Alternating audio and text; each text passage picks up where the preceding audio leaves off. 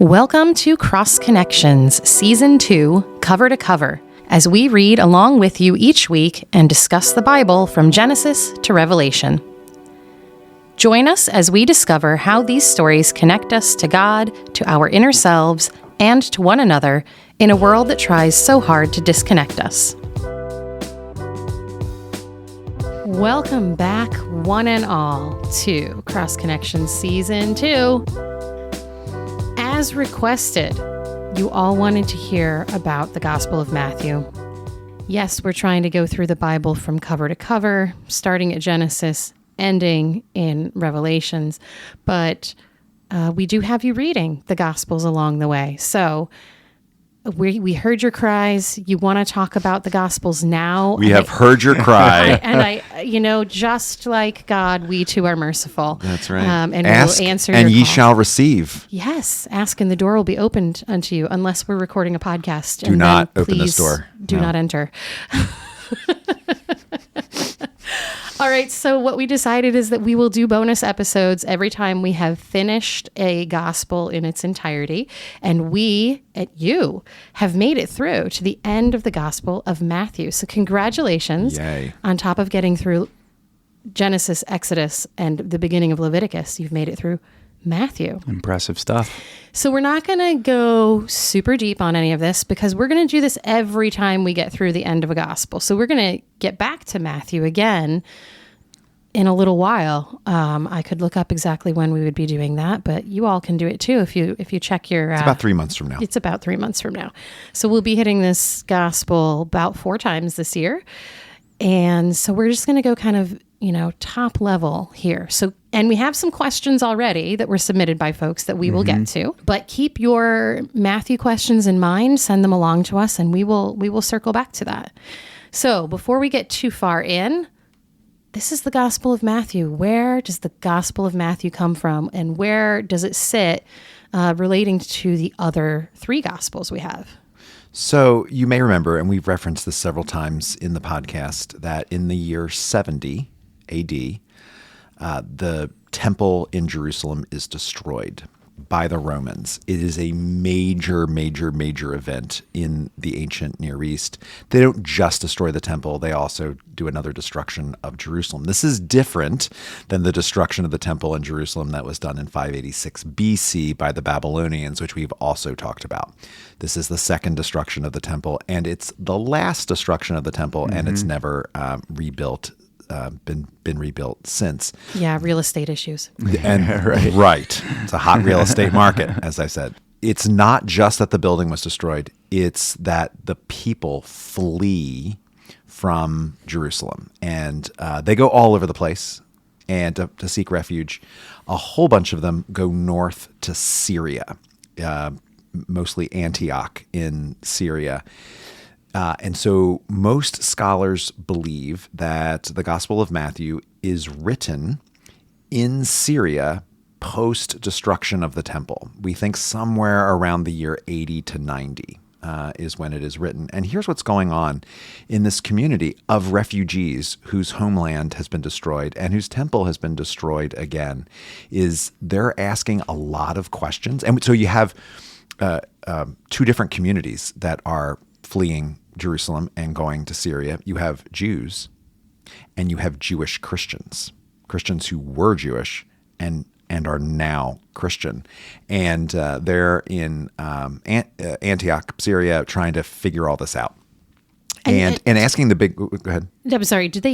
Were they yet referring to themselves as Christian, or were other people referring to them as Christian yet? The book of Acts says it is in Antioch where Christians are first started to be called Christians. Okay. So for a while, everyone's just Jews, but we're Jews who believe in this Messiah Jesus, and over there are the Jews that don't believe in the Messiah Jesus. And then all of a sudden, it's in Antioch that a distinction is really made. Yeah, it's a really defining moment. They're asking the big questions that anyone asks at the end of a trauma, like why did this happen? Like why didn't God protect us? There's lots of answers that are flying around. I mean, some Christians are like, well, because you guys didn't accept Jesus. There's other answers flying around, like you guys have this heretical take on Judaism, and you're following Jesus, and that's why we've been destroyed, or we weren't, faithful enough, and that's why. And so everyone's wrestling with, like, what does it mean to be Jewish? What does it mean to be Christian? What does it mean to be the people of God? What does it mean now that this temple has been destroyed? And in all of that angst, Matthew composes this gospel. It is oftentimes known as the most Jewish of the gospels. And I could hear that when I was reading, especially having just read Genesis and Exodus. It is so clear that this was written to a Jewish audience. Yeah. And so partially to speak to the Christians who had been Jewish, and partially to speak to the Jewish audience in Syria and Antioch. And the main message, and I think I will probably say this like 15 times in this episode, is that the whole point is to ground the story of Jesus into the Jewish people, into the story of the Jewish people, as if to say, yes, Jesus is a new thing. God coming in flesh is a new thing, but it is firmly grounded in everything that has come before. Right. And we see this right off the bat in the genealogy when Matthew roots Jesus' genealogy starting with Father Abraham. Sons. Before we get there, I'm still kind of curious about, so Matthew's written in Syria. Mm-hmm. We think, yeah. It probably in Syria, probably 80 or 90. We have these other gospels. Do we have a sense of when they were written, or if any of these, one of the things you notice if you do read all of the gospels is that a few of them sound sort of similar? So traditionally, it is thought that Mark was written first. Again, as Rick pointed out, it is believed that this was written after the destruction of the temple with Matthew. There is some debate. A minority of scholars think that Matthew could have been written before the destruction of the temple, but the reason they tend to think it was written after the destruction is because Matthew talks about the destruction of the temple at the end of his gospel. And, the fact of the matter is historians don't tend to think that would have been a prediction. They would have thought he's able to talk about this because, in fact, he knew it to have happened. Yeah. Mark... it's been a while since I've thought about Mark. I think Mark is traditionally considered to have been written before the destruction of the temple. It's like 68 to 72. It's like somewhere. It's either right before or during right after. Or right after. Yeah. It is very much a trauma document. Right. It is. It is shorter. Very few details. Very few details. Even if you look at the amount of chapters, it is significantly shorter. So, and then, like you said, Natalie, it is usually assumed by scholars because of the overlap among Matthew, Luke, and Mark that Matthew and Luke would have used Mark as kind of the template, and then they like a reference document. Yeah, like a reference document. They kind of incorporated some flourishes. So that's kind of the relationship to Mark. And so Luke was written around the time that Matthew was written-ish. Similar. Probably somewhere in Greece or Turkey, but not in Antioch. It's not as much of a trauma document. Yes, and also traditionally it is understood, as Rick pointed out, Matthew is written for a more Jewish audience. Luke was written for a more quote-unquote Gentile or pagan audience. And you just see that in stylistic choices. Luke, even very small things. Luke will talk about Jewish ceremonies, and when he does, he will explain them almost as if he is explaining them for someone that is not quite as familiar with them. Matthew does not do that. So again, scholars pick up on small things to make those determinations. Another example to talk about the genealogies is Luke roots his genealogy of Jesus all the way to Adam.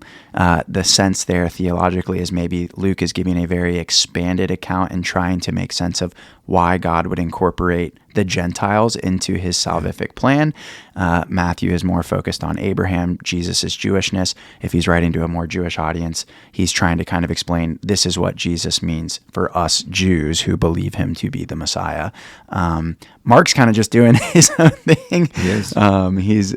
He's really, like y'all have said, a trauma document. He has a naked guy running around. We'll get there eventually. We'll get there. And not too long because Mark is shorter. But yeah. But Mark isn't as different from those three as John is. Right. Totally different. And so Right. Matthew, Mark, and Luke are typically called the synoptics, which means from the same eye or from the same field of vision. And John is just different. There are very few stories that overlap between the synoptics, Matthew, Mark, and Luke, and John. Right. John is a And different. I think you might have said this, or I might have just literally spaced out. The latest, considered the latest gospel. Yes. Significantly later than the synoptic gospels, right? The synoptic gospels, no matter how you date them, they do tend to be grouped around pre-100 CE. John is typically considered to Around be later. 100. Yeah, around 100. Maybe one other thing to say is where this word gospel comes from. That comes from the Greek word euangelion, the word for good news, glad tidings. We've all heard this in hymns and sermons, and this probably isn't news to anyone. But I think it's also maybe important to say that in the context of the day, the Roman context, this was a word that really announced, in some ways, a political event. Yep. That, remember, we also have to remember this is situated in the Roman Empire. There's Caesar. And this was news often of military victory. The glad tidings of Caesar. Yeah, the glad tidings of Caesar. And so where's the first time Matthew used it? I think it's Matthew 4. Where is it in Matthew 4? I'm saying this without a reference, but I know off the top of my head, it says Jesus went proclaiming the good news of the kingdom. And everyone reading that would have been like, oh, that sounds exactly like what comes out of the Caesar's press office. Yes. Like, it's exactly the word for word, except we're talking about Jesus Exactly. instead of Caesar. Yeah, Matthew 4:23. Jesus went through Galilee, teaching in their synagogues and proclaiming the good news, euangelion, gospel, of the kingdom, and then curing every disease and every sickness among the people. Is the end of that verse. So that's the where we. Gospels are, they're named to be clearly, they're political. Some of the language, is borrowed straight from the language around the Roman Empire and the Roman Empire cult. Right. And just like Mark's claim is like Matthew's claim is that Jesus is firmly a part of the Jewish story. The larger claim is that it's the good news is not from Caesar. The good news is from Jesus. Right. Yep. Right. And we've said this with the Old Testament many times. If you listen to our Leviticus episode, we talk about how there's no separation. Rick put this very well between religious life, cultural life, political life, family life, like all one thing. Yeah, it is all he said everything is spiritual. And that is really the understanding of the ancient world. There are not these bifurcations we have in modern life. And so it's important to remember in the ancient world, there is no separation between religion and culture and politics. Caesar Augustus is understood to be, in some sense, the Son of God. This was printed on money.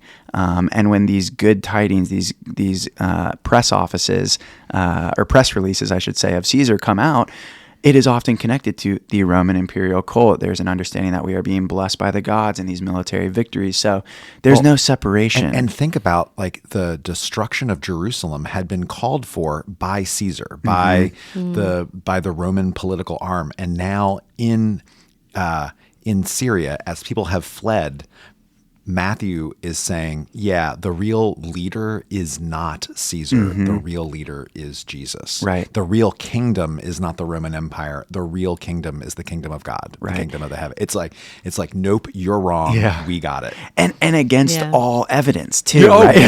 yeah. Because in some sense, this is a very radical claim, because you look at the world around you at the time, the destruction of the temple, fleeing Jerusalem, and there's a very strong sense Caesar is the man in charge around here. Yep. Everything is going according to plan from their perspective, but the gospel writers are saying, not so quick. There's something different going on. Yeah. So there's a lot more that can be said about that term gospel, but that is important context, and that's where we get the phrase for the gospels. It comes from that language. So wow, that's really good to know.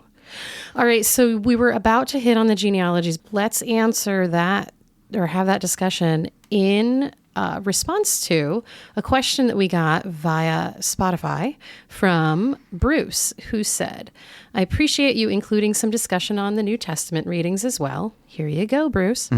Particularly the genealogy of Jesus in Matthew and how it relates to genealogies shared in Genesis. Why is Mary's husband Joseph listed as the father of Jesus and the bloodline traces to Joseph when Mary was conceived by the Holy Spirit?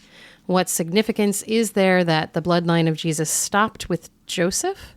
And then he writes, I suspect both answers tie into the genealogy accounts shared in Genesis, correct? So yeah, we do start off with the genealogy here in Matthew. It was one of the first things that made me feel like we're reading Genesis and Exodus again, as here's a it's genealogy. so interesting to read this as we have just been reading Yeah. the beginning of the Torah, because it feels so similar, because it is. And again, like there's several theological claims that are being made through this genealogy. And the one I've already said is we're grounding the story of Jesus into the story we've already know and love and that we've been reading. It's the story of Abraham, Isaac, and Jacob, and David, and Ruth, and all the other names we know from Sunday school. Jesus comes out of that. That's theological claim number one. The theological claim number two is that Jesus is of the house of David. Yep. So we haven't, in our Old Testament reading, we haven't gotten to establishing a kingdom of Israel or Judah yet. We'll get there, but the prototypical king is David, and in order to do that, we have to. Mary wasn't from the house of David. Joseph was, and so the theological claim, the reason why we have the genealogy ends with Joseph, is so that we can say Jesus is of the house and lineage of David. Well, and anybody who was raised by a step parent, maybe not their biological parent, will still, they'll claim their connectedness to that family, whether the biology goes that way or not. So I think that makes it relatable to those folks. The other interesting claim is that, some of these people in this genealogy, they don't all have pure resumes. Yeah, they're saucy. There are several women listed, there which are is not 5 common. women. So Yeah. one of the things that's different about the genealogies here and the genealogies of Genesis is that we have women included. Yep. And it would have been really odd. The first readers of Matthew would have been like, what is going on? Why are we including these women? And part of that is the point. I mean, remember the whole story about Tamar that we read in Genesis? Yes. Maybe the spiciest story we've gotten to so far. She is specifically named in the lineage of Jesus. Yep. We haven't gotten to the whole Bathsheba affair. We will. Bathsheba isn't named, but specifically referred to as the wife of Uriah. Like this child was born through someone else's wife. And so the other theological claim that's being made in the genealogy is that Jesus comes through this thoroughly real, normal, dysfunctional family unit. Well, and the other person named in there that, again, we haven't gotten to yet is Ruth. And Ruth came in. She's known as, she's a big deal for being a convert to Judaism. Sure. She's a Moabite. Right. Yep.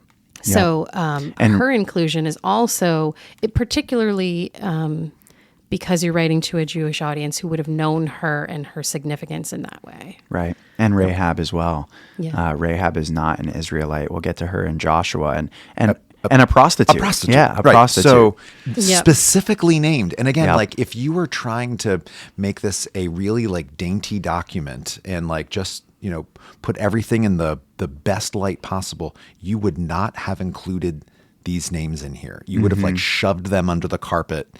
But Matthew puts them, goes out of his way to reference these stories, these spicy stories, as if to say Jesus comes despite all the stuff that has gone on. And if Jesus can come into and out of a family like this, then you know what? Jesus can come into and out of a family like ours too. Right. Yeah. Absolutely. That's a great point.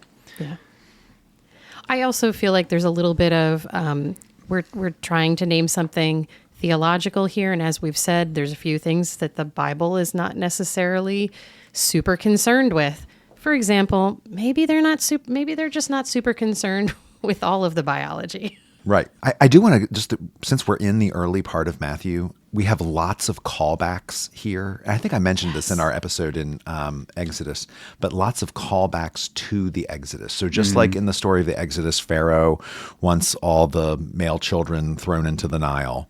Here we have, after Jesus's birth, Herod wants to kill all of the male children of the region in order to get to Jesus.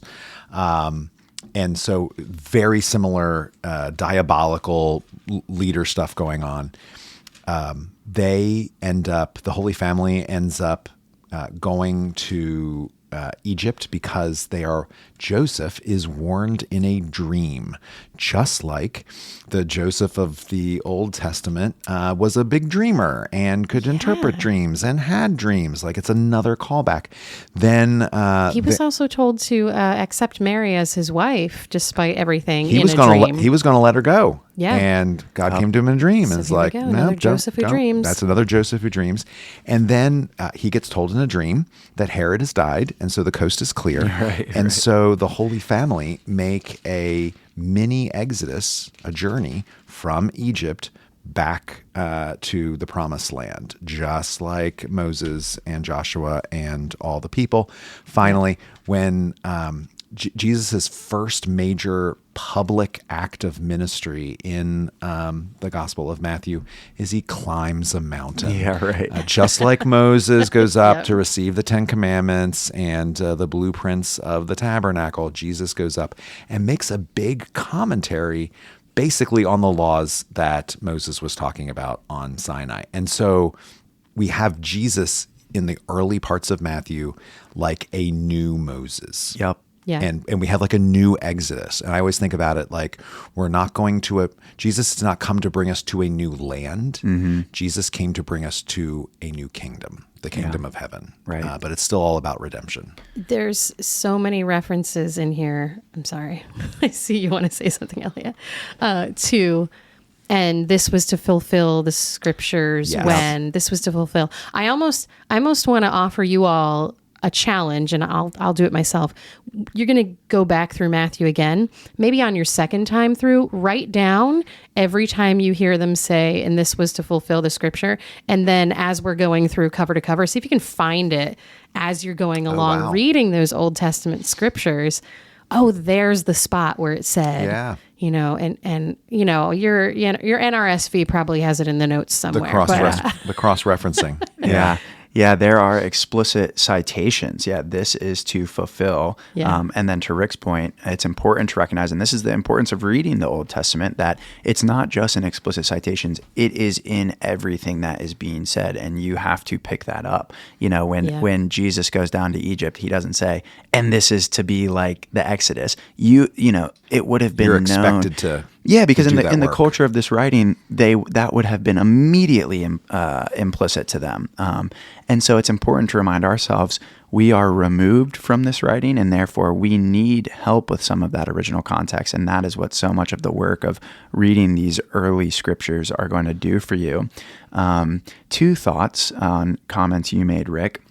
One is, you said the kingdom of heaven, which that is very unique to Matthew. Yes. So maybe you can comment on that. But I also wanted to make a comment quickly about Jesus as a new Moses. And in Matthew 5, he goes up and gives the Sermon on the Mount, right?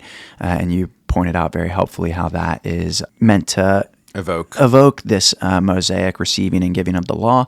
Another thing I wanted to point out, this is pretty nerdy, is that the very literary structure of Matthew, Jesus has 5 teaching discourses throughout Matthew, and that that these discourses have come and ended when it says, Matthew will say, when Jesus had finished saying these things. And one of the things scholars have picked up on is that Matthew is doing this 5 times to evoke the 5 Pentateuchal books. I did not know that. Of the beginning Elliot. of the Hebrew Scriptures. Yeah. Yep. So there's these Thank you 5 discourses, and they are meant to represent, in some ways, this is the law, right? This number 5 is really important. The Old Testament does that too, because the book of Psalms is divided into 5 sections. Each ends with amen and amen. Yep. And so to reference the 5 books of the And Torah. again, that's something we would never pick up. Like I will fully admit, I didn't know that because I noticed it. I know that because I read a scholar that helped me to come to that realization. So again, just the wisdom of these even the New Testament can be strange texts. But maybe you can say a little bit more about the kingdom of heaven. The kingdom of heaven. What is it? Matthew's really the only one that uses that. Literally, I mean, we use heaven here, and we have a very what do you think of when you hear the word heaven? Yeah. Right? You hear like angels ethereal, with harps yeah. and, everyone, peace and hope, and everyone's talking with a hushed voice. So the literal, in the Greek, it's the kingdom of the skies. And so it's that kingdom that is not here, but it is somewhere else. And it is with God. And I think the most important thing for me is that it's the opposition to the kingdom of this world, and specifically the kingdom of Rome. Right. We have an alternate political, social, spiritual structure. Our home isn't in Jerusalem that was destroyed. Our home isn't in Syria. Our home isn't even in Wayne. Right. Our home, we are members, subjects of the kingdom of the skies. Right. With God. I think the other thing to say is I've certainly been in Christian contexts that very heavily spiritualize this language of like the kingdom of heaven, and as you said, this very ethereal way. And I think the other thing to remember is, given Matthew's Jewish context and writing something much more Jewish, it is important to remember Jews do not pronounce or really use the name of God.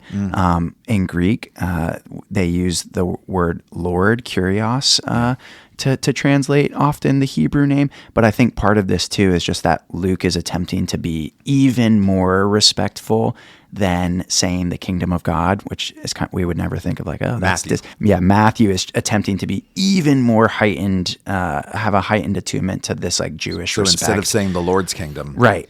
The kingdom of the the kingdom skies. of the kingdom of the skies, the kingdom of heaven. So it's I think we have to be very careful not to read that and read it in this overly spiritualized way. It's really just a literary, I think, a literary device showing Matthew's respect. Because, and we're going to get into this question of parables, like Matthew is a very earthy book. Jesus is a very earthy guy. Yes. And the kingdom is very much, seeds. It's present now, even as it is coming. So just a word of warning there with that language from Matthew. And when we get into the other Gospels, we'll see the more traditional language of the kingdom of God. But maybe... Do you think anyone has any questions about like parables or anything like that? I think someone we got might. a couple. We do have a couple of other questions that came in. I don't know why they're so clear to me. We promised we would get to these folks.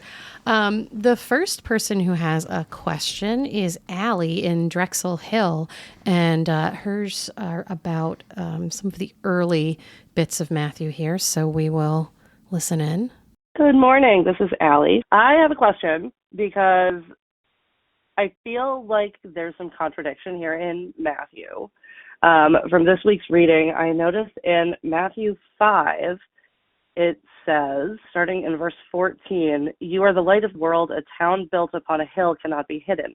Neither do people light a lamp and put it under a bowl. Instead, they put it on a stand, and it gives light to everyone in the house.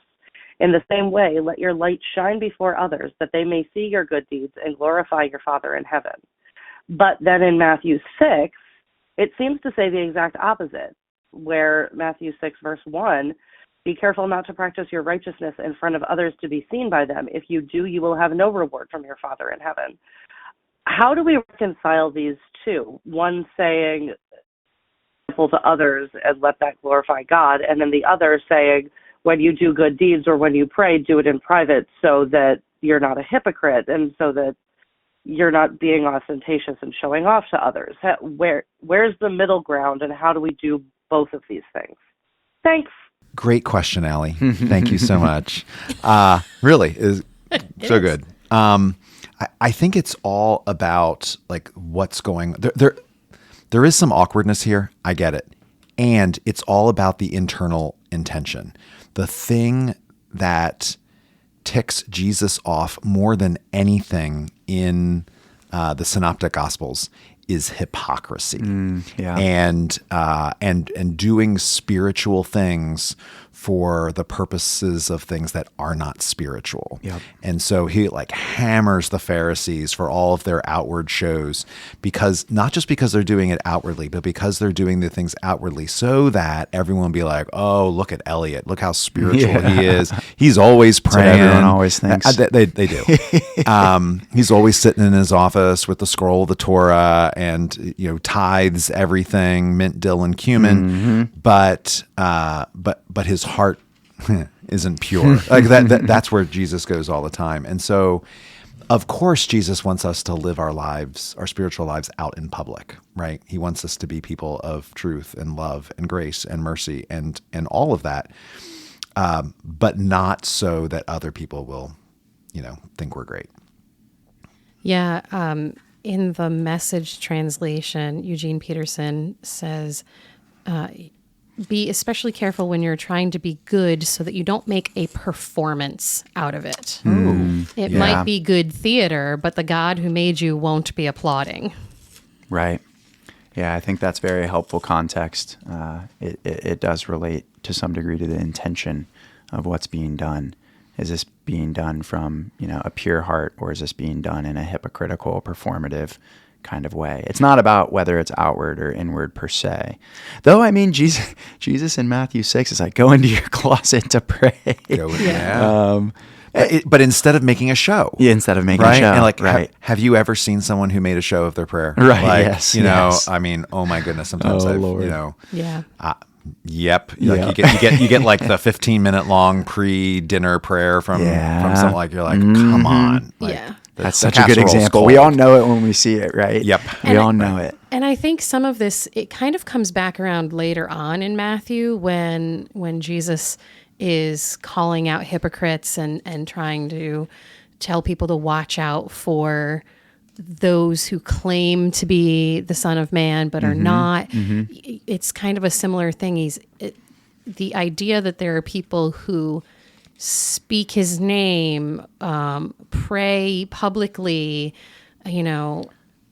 but have nothing going on. Have nothing going on, or doing internally. None of the actions as we might hear about in other ways, like are not being the salt of the earth and being godliness. He uses the metaphor of whitewashed tombs that like look great, glistening on the outside, but on the inside they're just rotting away. And so Jesus doesn't really care what your outside looks like. Right. Jesus cares about your inside, and so. Yeah, and so I think that the light is your inside behavior that you don't want to hide. Right. Well, and two, I think, again, and we haven't gotten there yet in our Old Testament reading, and of course, Matthew is very concerned with Jesus as a new Moses, but like all of the gospel writers, Jesus is coming out of this prophetic tradition, Jeremiah, Isaiah, Hosea, where the concern moves from the action itself to the heart, or I would even say the justice of the action. Jesus is very deeply concerned with the justice inherent to spirituality. And that goes to your point, Rick, of he's very anti-concerned with the hypocrisy of a spirituality that is not concerned with justice. Yep. And I bring that up too because, and we won't have the time to get into this on this episode, but maybe we'll circle back to it in another one on Matthew. The end of Matthew is very unique. It is not like some of the other synoptic gospels in some ways, in terms of Matthew's vision of God's justice. And the one comment I want to make here with this point is Matthew in chapter 25 has the very famous passage where he says, there will be those who were hungry and you gave them food, thirsty you gave them water, naked you took care of them, in prison you visited them. And what does Jesus say? He says, what you've done to these, you've done to me. And I think that helps me understand this tension in 5 and 6, that it is the justice of these actions. So those sheep who did that, they then asked Jesus, when did we see you hungry? Yeah. When did we see you thirsty? And Jesus, and So we know they were not doing it to earn some other favor or reward. Yep. They just fed the hungry because they were there hungry. Yep. They just gave someone something to drink because they were thirsty. It was not for another reason. It was pure intention and an act of love. Yep, that's exactly right. I think that's helpful. That helps answer that question, right, Allie? We have another question. This one is from Susan. Hi, this is Susan from Melbourne. I have a simple question that actually may be very complicated. And my question is, why did Jesus always teach in parables and seeming riddles? Question mark. Why didn't he just say what he had to say so it's clear for all of us to understand? Let me know.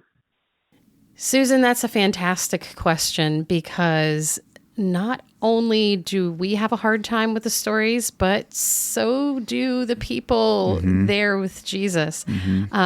What's really interesting is in Matthew 13, Jesus kind of gives his own answer to this question. I'm going to read to you the Message translation of this. Matthew 13:10, and the Message has it written, "The disciples came up and asked, 'Why do you tell stories?' He replied, 'You've been given insight into God's kingdom. You know how it works. Not everybody has this gift, this insight. It hasn't been given to them. Whenever someone has a ready heart for this, the insights and understandings flow freely. But if there is no readiness, any trace of receptivity soon disappears. That's why I tell stories, to create readiness, to nudge the people toward a welcome awakening. In their present state, they can stare till doomsday and not see it. Listen till they're blue in the face and not get it. I don't want Isaiah's forecast repeated all over again. Your ears are open, but you don't hear a thing. Your eyes are awake, but you don't see a thing. The people are stupid. They stick their fingers in their ears so they won't have to listen. They screw their eyes shut so they won't have to look, so they won't have to deal with me face to face, and let me heal them." Yeah, I think it's very telling that Matthew here references Isaiah, because again, this is where I'm going to sound like a broken record whenever we talk about the Gospels. Knowing the Old Testament is really going to help. This is a very, not parables, but this idea of speaking in a way where it requires ears to hear and eyes to see is very, very common in the prophets. And often in the prophets, it is a trope of true prophecy that many are not able to understand. You would think it would be the reverse, right? True prophecy would be connected to everyone following and everyone understanding. But there was just this paradox in the ancient world and in ancient Israel, that it was understood that true revelation is there are those who God has given the eyes to see and the ears to hear. And Matthew and Jesus kind of play on that here. In fact, what you see in the NRSV, in that verse that you read, Natalie, is Jesus talks about a secret. So in verse 11 of 13, he says, "To you it has been given to know the secrets." The Greek word is actually, it's really mystery, mysterion. And when we get to Mark, we'll see that scholars will talk about the Markan secret, that in the Gospel of Mark, and Matthew kind of draws on this. Jesus is actually going around telling people, Keep it quiet. Keep it quiet. Don't tell people. So there's actually a sense that there's kind of this paradox, this comic thing happening in the Gospels where Jesus doesn't want everyone to immediately understand what is happening. There's a sense of, again, this is very prophetic, a divine unfolding. And I'm going to say something really quick. I don't love the Message translation of this passage, because I think it actually translates it in a way that makes it sound like this is an eternal thing. This is a thing that like God gives some people to understand parables and not others. And I love Eugene Peterson. I love the Message, but I think when it's translated that way, it kind of misses that this is a very temporal thing Jesus is doing. He is doing this so as not to spread the secret too quickly, which will be fully unveiled in the Passion. John actually does this really, really well. For John, the secret is actually the glory of the Lord, and Jesus is embodying that glory. And when you get to the end of the Gospel of John and the Passion narrative, John talks about that moment being the true unveiling of the glory of the Lord. So that's a lot of information. There's some simple things that can be said, and I think Rick wants to say some of them about what makes parables just a very normal poetic device. Yeah, I mean, it's, part of the reason Jesus teaches in parables is because that's what they did back then. Right. I have people all day long, friends, family members, parishioners, send me memes, right? A little GIF or a little cartoon or something like that. Is it GIF or GIF?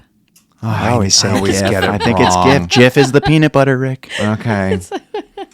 Whatever. At any rate. Boomer. Boomer. I'm Gen X. All right. Back all off. right. All right. Back off. Hey, we're multi-generational. Oh, wow. Yes, we are. Not quite. Me and you are both millennials, right? Are we? Yep. Oh, I'm right on the I'm an end elder of millennials. millennial. Yeah, you're an elder. I'm a younger millennial. You're an elder millennial. Rick's just an ancient.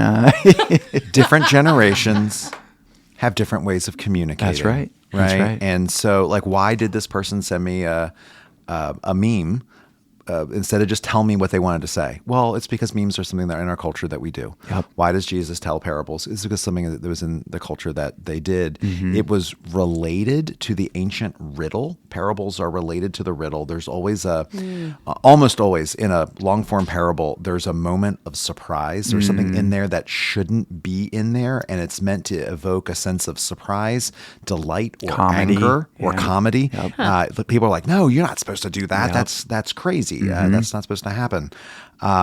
Like in the parable of like the prodigal son, the fact that the prodigal son takes his inheritance early. Right. You don't do would have that. shocked people, or that the father runs out to him. That would have never been done. Like, fathers don't run. They, they're dignified. They're dignified and stately. And so there's always a thing that's supposed to surprise and delight, and that is tied into where the meaning is. And so, like a riddle, you're meant to kind of work for it a little bit. Christianity, the religion that Jesus brings us, the spirituality that Jesus brings us, isn't just a list of simple precepts that like, if you just do this and this and this, then everything's fine. But it's something you need to be steeped in, and you need to keep. I mean, parables also have the benefit of having more than one meaning. I mean, you can kind of keep going deeper and deeper into parables. There's not just one sermon on the parable of the sower or the parable of the lost coin. When those show up in the gospel lessons, there's 5,000 different sermons happening in different churches on that same parable, because it's not just a simple precept. It's something you can keep like going back to and digging into farther and farther. I think the other thing about using a story to give a lesson is that it creates a little bit of a barrier between you and what's being learned, right? So, for example, Jesus could have called people out straight up, but by speaking in parables, sometimes it gives people a moment to stop and think about it and come to their own realization, rather than, right, if you're just kind of called out for what's going on, defensiveness might be your first response. But if you take it in and it steeps into you, you come to realize from your own understanding what's been going on, and it sticks with you differently. There's something I want to say that I always find so funny. I always have heard from choir directors that no one ever remembers the sermon, but they'll leave the church singing or humming the hymn. Yeah. And I think another thing that is true that I've even noticed here at St. David's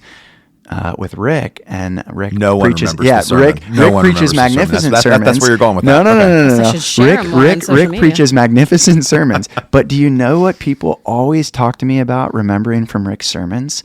The stories that he shares. Yep. And I think, to me, that like perfectly encapsulates why Jesus uses parables, right. Because people remember it, like you said, Rick. It steeps, it sticks with you.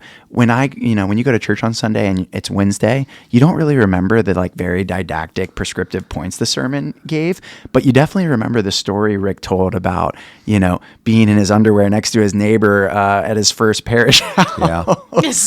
This isn't a weird story. Go back 5 and find months that ago, sermon. and we're still right. Yeah. So that I think Or that's the a strange things you thought when you after your stroke when you're left Yeah. alone in a room. Yes. Somebody asks you if you're Batman. Yes. So sermons are great. People learn from them. The prescriptive points help people. And they do, all jokes aside, they do remember it. But there's something to stories that we're just geared to remember them more.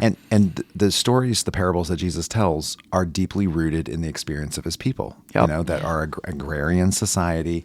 And so he almost, not all, but a lot of his parables have to deal with farming because they would have known what's going on with that. He's relating faith to things they already had experience with. Yes. And the last thing I'll say, but beat this horse, is that a lot of that language is not only cultural and agrarian, it is deeply rooted in Old Testament metaphors and language. Yeah. So, you talk about parables of a vineyard and wine and grapes. Like a lot of that language is used Straight out of Amos. Yeah. Straight out of the prophet Amos. All over. Yeah, all over. And Israel is often described as a vineyard. So a lot of this language, you have to pick up on the resonances of Israel's story and scripture that's being evoked through this language. And this is why we were going to read from cover to cover. Exactly. And why initially we weren't going to go through the Gospels right away, partly so that you all are getting like that steeping in the Old Testament to lead you to this point. I think that just about, there's so much, we could talk for hours we could talk about for Matthew. hours, but we will, because we're going to come back around to this another 3 times this year. So send in your questions. I'm sure you've got more things. I know I still have other stuff I made note of that we didn't get to, but we've got a few more times to do that. Thank you for listening in to our episode here on Matthew, and back to Leviticus at our next episode. See you there. Bye. Thank you for listening to this episode of Cross Connections Cover to Cover. New episodes drop each Wednesday. Please be sure to follow or like us on your favorite podcasting app to find us easily each week, or join us on our email list at stdavidschurch.org/crossconnections. If you have questions for us, you can call us at 484-588-5656 and leave a voicemail with your name, where you're from, and your question or comment. Please note, we may use your recorded voice in an upcoming episode of Cross Connections. If you like what you hear, we'd love if you would share this with your friends and rate us in Spotify and Apple Podcasts or whatever other app you're using so people can find us as well. Don't forget to visit our show notes for the year's reading list and any other resource links we've mentioned. Cross Connections is a ministry of St. David's Episcopal Church in Wayne, Pennsylvania. Season 2 Cover to Cover is hosted by Rick Morley, Elliot VanHoy, and Natalee Hill. Logo, graphic design, and podcast production by Natalee Hill. Stock media music provided by Marscott and MoodMode Pond 5. You're welcome to learn more about all of St. David's worship and ministries at stdavidschurch.org.